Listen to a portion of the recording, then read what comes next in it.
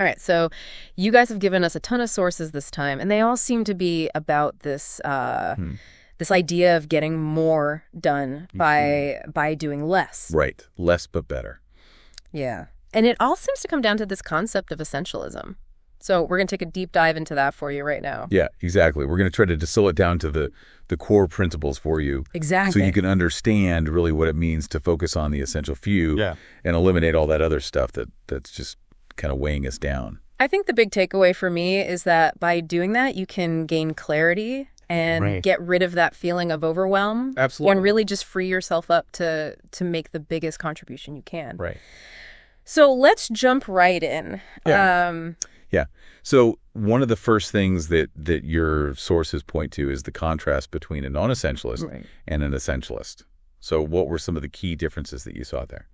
Well, the non-essentialist seems to operate on this default yes mentality. They're just saying yes to everything, trying to please everybody. And as a result, they end up feeling really scattered and ineffective. Yeah. There was this great phrase, majoring in minor activities. Oh, yeah. I love that one. Yeah, that really captures that feeling of being busy all the time. Right. But not really making any progress on the truly important stuff. They're just constantly reacting to whatever comes up. Yeah. Now, contrast that with the essentialist. And a great example that the sources give is Dieter Rams. He was the head of design at Braun. Oh, yeah. For decades. Yeah. And, his philosophy was that almost everything is noise. Oh, wow. And so his job was to filter through that noise to get to the essence. And that record player examples is still so powerful to me. I mean, back then, like all these bulky record players. Yeah, built into furniture and stuff. Built into furniture, yeah, exactly. They just stripped it all away. Stripped it all away. To this clear plastic cover, basically. Yeah, really radical at the time. In fact, people thought it was too simple. Yeah. They thought it was going to flop. It took courage to do that. But he knew. Yeah. He knew what mattered. Yeah. It's like asking that question. What's the core function here? Yeah. And how can we just do that and nothing else? And nothing else. Yeah. I also really connected with that story about the author missing the birth of his daughter for a meeting. Oh, man. Yeah, that was a powerful one. So he felt this obligation to go to this client meeting the day after she was born. When he should have been at the hospital. Yeah, his wife and his newborn daughter were still at the hospital. Yeah. And he felt like he had to go to this meeting. Right. And he said nothing important came of it. Nothing. At all. And he was left with this feeling of like, what was I doing there? Yeah. Yeah. Missing that unrepeatable moment. Yeah, that's tough. That's tough. For something that didn't even matter. Yeah. So that really brings up this thing that the sources call the paradox of success. Right. So how does that work exactly? So the idea is that when you initially achieve some level of success, it naturally leads to more opportunities coming your way. Okay. And those opportunities can be great, right? Yeah.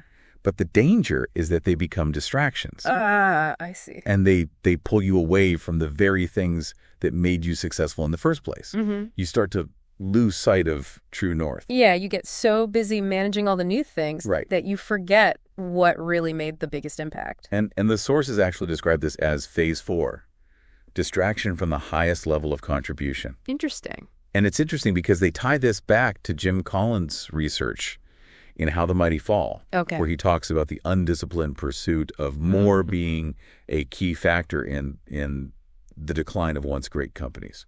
So it's not always better to just do more? Not at all, no. Whether we're talking about companies or individuals. Okay, so we see how essentialists and non-essentialists operate differently. Yeah. Where does this shift toward essentialism actually begin? Well, according to your sources, it all starts with choice. Okay. In fact, there's this really powerful quote from Madeline Long. She says, "It is the ability to choose which makes us human." Wow. It's a fundamental principle. Yeah. And I think that contrast that your sources make between the non-essentialist who says, I have to, and the essentialist who says, I choose to, is really powerful because it's about reclaiming that. It's about agency. That sense of agency. Yeah, exactly. Yeah. When you forget that you have that power to choose, you can start to feel really helpless. Totally. Like you're just being swept along by external forces. Exactly. And that's where the non-essentialist falls into the trap. Yeah. They surrender that power. The essentialist celebrates the power to choose. Yeah. They understand that if they don't exercise that power, they're essentially giving it to someone else to choose for them. Right. So you're in the driver's seat. Exactly. Now, the big question is, how do you actually figure out what's essential and what's just taking up space? This is where this idea of less but better comes in. Okay. And your sources acknowledge that this can be a real mental shift. Yeah, especially if you've been rewarded. Yeah, rewarded for just doing a lot of stuff. For just doing more, yeah. Yeah. But then they introduce the Pareto principle, that 80-20 rule, and Joseph Juran's law of the vital few. Can you explain what that means? Yeah. Yeah. So essentially, all of these point to the same idea, that a small percentage of your efforts tend to produce the vast majority of your results. Okay. And the great example that the sources use is Juran's work in post-war Japan. Okay. By focusing on just a vital few problems, they were able to significantly improve the quality of Japanese products. Yeah. And totally transform the global perception of made in Japan. So it's not about fixing every little thing. Not at all. It's about identifying. It's about identifying and tackling the critical few. And then there's the Warren Buffett example of investing. He's a great example of less but better. Yeah, he makes very few investments. Right. But they're incredibly significant and well-researched. Well-researched, long-term. Yeah, and 90% of his wealth comes from just 10 investments. 10 investments. So it really highlights the importance of focusing on what you don't do. What you don't do as much as what you do. Yeah. The essentialist invests that time and energy up front to carefully discern what is truly important. Right. Because they know it's going to pay off. Yeah. Huge dividends down the road. So it's not about doing less overall. No. It's about being strategic. Yeah. About where you direct your energy. Exactly. Now, making those kind of choices inevitably means making trade-offs. That's right. And saying yes to one thing, especially something essential, means saying no to other things. Right. Even things that might look good on the surface. So trade-offs are unavoidable. They are. The sources gave that great example of Southwest Airlines. Good. Very intentionally making specific trade-offs. Right. No meals, open seating, only coach. Yeah. All in service of their goal of keeping costs down. Yep. And they became incredibly successful. I did. And then you contrast that with Continental. Right. And their Continental Light. They tried to straddle? Yeah, they tried to do both approaches. Yeah. And it didn't work. They ended up with compromised service, financial losses. Yeah. They had to change leadership. It just shows that strategic positions are only sustainable when you're willing to make clear trade-offs. And it's not just for companies, is it? No, not at all. Yeah. The sources talk about Erin Callan, the former CFO of Lehman Brothers. And how she let her boundaries. Yeah, her boundaries completely eroded until work just consumed her whole life. It's a very personal example of trade-offs happening by default. Right. If we don't consciously make these choices, life is going to make them for us and not always in ways that we like.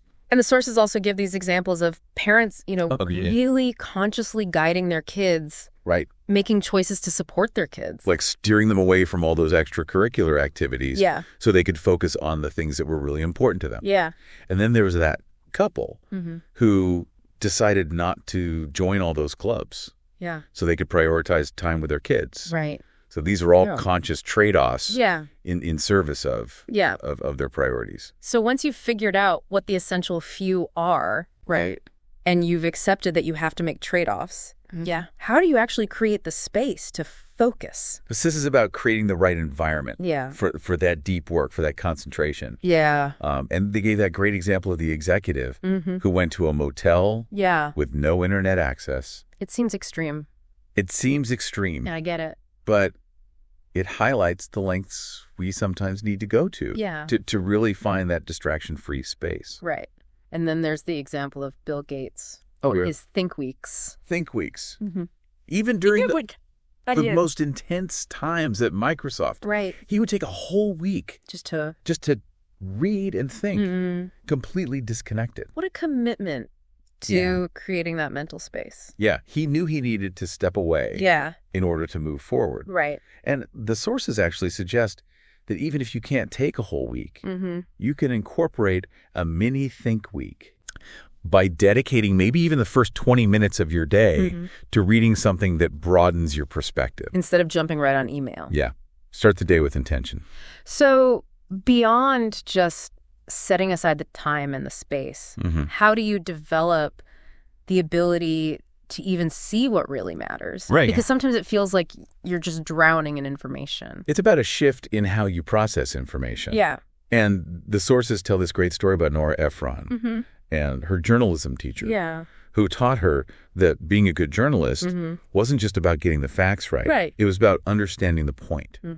He's famous for this line, there will be no school Thursday. So it's about cutting through all the details to get to that core message. Find that essence. Yeah. And then there's that tragic example of Eastern Airlines Flight 401. Oh, yeah. Where the crew became so fixated on a minor problem, they completely missed the critical issue. A faulty landing gear indicator. Right. Yeah. And as a result, they crashed. They lost sight of the big picture. Yeah, they were so focused on this one detail. Yeah. So the sources suggest that we can become a journalist of our own lives. Right. Regularly stepping back and asking, what's the real story here? They even recommend journaling, but focusing on writing less and reflecting more. And then reviewing those entries every 90 days. Every 90 days. Yeah. Look for those patterns. Yeah, to get those insights. Exactly. They also mention role-playing. Oh, yeah. Really trying to see the situation from other people's perspectives. Trying to understand how other people are seeing it. Yeah, to get that bigger picture. Right. And then clarifying the question, the fundamental question that you're trying to answer. It can be so easy to get caught up in those unproductive debates. Yeah. They have this example of a business simulation. Where this team was really struggling until someone finally asked, what question are you trying to answer? And then everything clicked into place. Exactly. So this all sounds very serious and intentional. Right. Where does just having fun fit into this whole picture of essentialism? That's where the sources get really interesting because they actually challenge that assumption that that play is somehow non-essential. Right.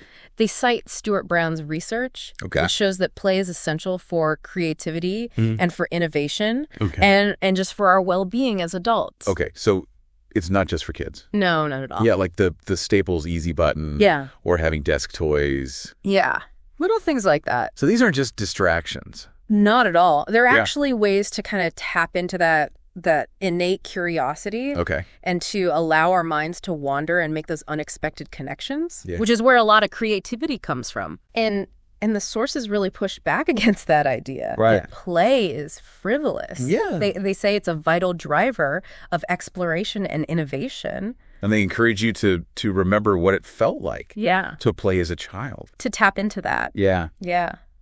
What about rest? Because I think in our busy lives, sleep is often the first thing to go. Right. And the sources argue that sleep is not a luxury. It's essential. It's a protected asset. It's a protected asset. Yeah. I even tell this story about Jeff, this high-powered CEO whose health completely collapsed from sleep deprivation and overwork. He couldn't even function. He couldn't function. So there are consequences to pushing yourself too hard. Yeah. For sure. And then there's this fascinating study on violinists. Okay. The top performers actually slept significantly more than the merely good ones. Interesting. Allowing them to regenerate and to focus better during their practice sessions. So even when it comes to something like practice, it's quality over quantity. Quality over quantity. Absolutely. Yeah. And there's even research suggesting that sleep can inspire insights and breakthroughs. That's right. So prioritizing sleep is not being lazy. Right. It's actually optimizing your ability to think and to perform at your best. So we're getting better at choosing what matters. Right. Making those trade-offs. Yep. Creating space. Yep. Seeing the bigger picture. Yeah. Embracing play and rest. Yeah. How do we master the art of saying no? Yeah. This is where uncommitting really comes into play. Yeah. And they introduced this concept of having selective criteria, explicit criteria. Okay. And criteria that are right for you. So how do you... In terms of deciding what to say yes to. They give a good example of Vitso and their hiring process. They have a very intentional hiring process. Yeah. very intentional. They start with a phone interview. Yeah. Specifically to eliminate any visual biases. Okay. So they have these very clear filters in terms of who they bring into the company. What about fear of missing out or FOMO? Oh, yeah. And that tendency to overvalue what we already have. Right, the endowment effect. Yeah. That can make it really hard to say no. Yeah. And so the sources offer this killer question, which is, if I didn't already have this opportunity, what would I be willing to do to acquire it? Oh. So it forces you to kind of step outside your current situation and look at it more objectively. And then there's that sunk cost bias. There's sunk cost. That feeling that you have to keep investing in something just because you've already put so much into it. Yeah, even if it's not working. Yeah. Even if it's not working. The Concorde jet is a classic example. Yeah. And they tell this story of this guy at a carnival trying to win an Xbox. I remember that story. Oh, yeah. Spent a ton of money. Hundreds of dollars. Yeah. He just couldn't walk away. Yeah. So the Essentialist develops the courage to cut their losses, regardless of what's been invested already. Yeah. And the sources suggest some pretty practical strategies for uncommitting. Like pretending you don't already own it. Right. Or running a reverse pilot where you intentionally remove something and see what happens. Just to see the impact. Yeah. Okay. And then, even when you get good at saying no to new things, you often have this backlog of existing commitments that might not be essential anymore. Right. How do you start to pare those down? That's where editing comes in. Okay. And the sources draw this great parallel between essentialism and film editing. Interesting. You know, what's left on the cutting room floor is just as important as what's in the final film. Yeah. And there's a strong correlation between nominations for Best Picture and Best Film Editing at the Oscars. So there's something to that. And then that story about Jin Young. Oh, yeah. Who finally said no to an extra project.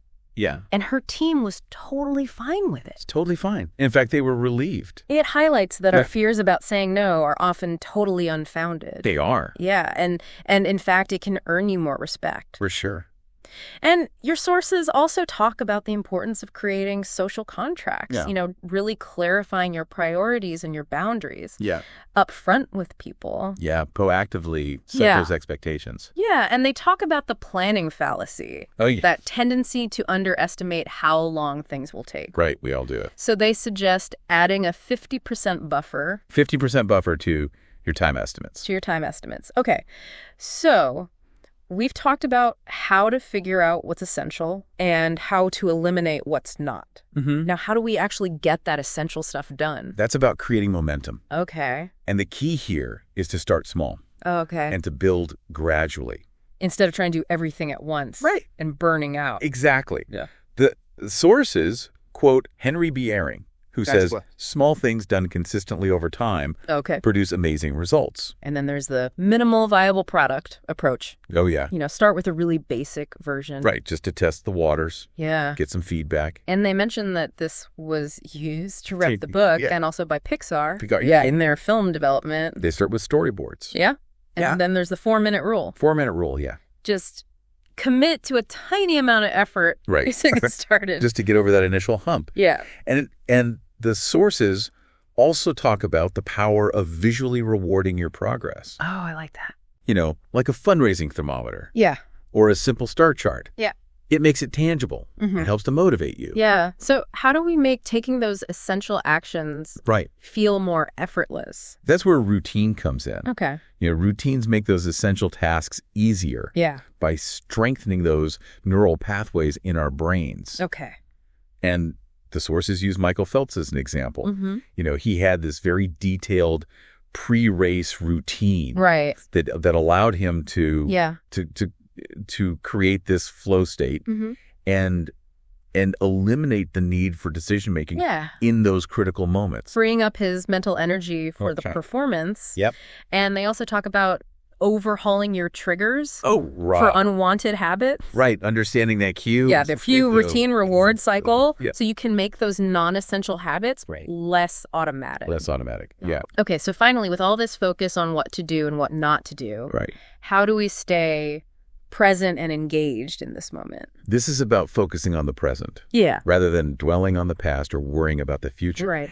And they introduce these two ancient Greek concepts. Mm-hmm. Chronos and kairos. Okay. Chronos is just that chronological clock time. Okay. And kairos is this opportune qualitative time. So it's the quality of the time. It is. It's that time that you experience when you're fully present. When you're in the flow. Exactly. And they offer some really practical techniques for cultivating that presence. Like asking yourself, what is important right now? Mm-hmm.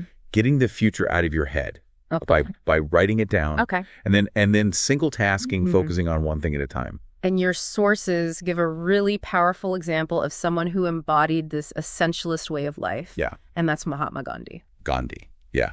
He's presented as this amazing example of someone who intentionally eliminated the non-essential to focus on his mission. Yeah, he spun his own cloth.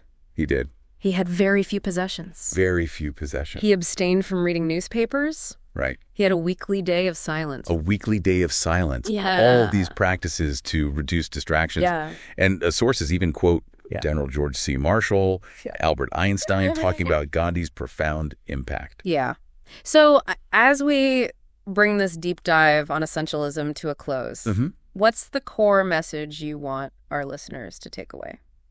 I think the core message here is that essentialism is about consciously choosing where to direct your time and energy for maximum impact. It's the disciplined pursuit. It is. Of less but better. Less but better. Yeah. Yeah, we've covered a lot of ground here. From the power of saying no to creating space, strategic trade-offs, even the importance of play and rest.